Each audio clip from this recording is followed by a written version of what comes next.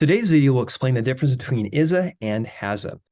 Hello, I'm James Helfrich. When designing a program with class relation in mind, it's often difficult to tell whether composition or inheritance is the best choice. But it turns out there's a large number of scenarios when neither is appropriate. This video will explain each of those scenarios in detail.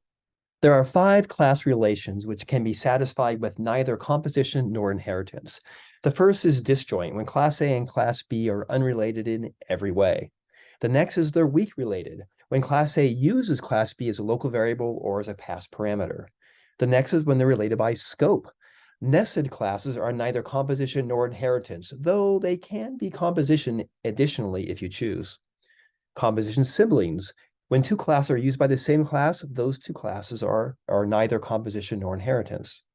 And inheritance siblings. When 2 classes share the same parent, then those 2 classes, those siblings, are neither composition nor inheritance. Let's take a look at each of these in detail. First of all, disjoint. If 2 classes have nothing to do with each other, then neither composition nor inheritance is appropriate. So we have class A and class B, they have nothing in common.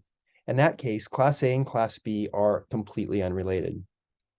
The next is they're weak related. If one class is used by another class as a local variable, as a return parameter, or as an input parameter, then neither composition nor inheritance is appropriate. So I have class A and class B. Once again, they're unrelated by the Venn diagram. However, when I look at the class diagram, there is association. The next is related by scope. If one class is defined within another class, then they cannot be related by inheritance, and they are not necessarily related by composition. So I'm going to have an enclosing class and the nested class. So the enclosing class and the nested class are going to be defined within. Now notice that the nested class could be related to the enclosing class by composition, association, or aggregation, but not necessarily so. If 2 classes are used by a third class, then the 2 classes themselves are unrelated. Note that there is a composition relation with a third. So I have a composition class A and composition class B, and both of them are used by the enclosing class. A and B are unrelated. So the class diagram, I'm going to have composition class A and composition class B, once again, unrelated. But now enclosing class is going to have an instance of A and B.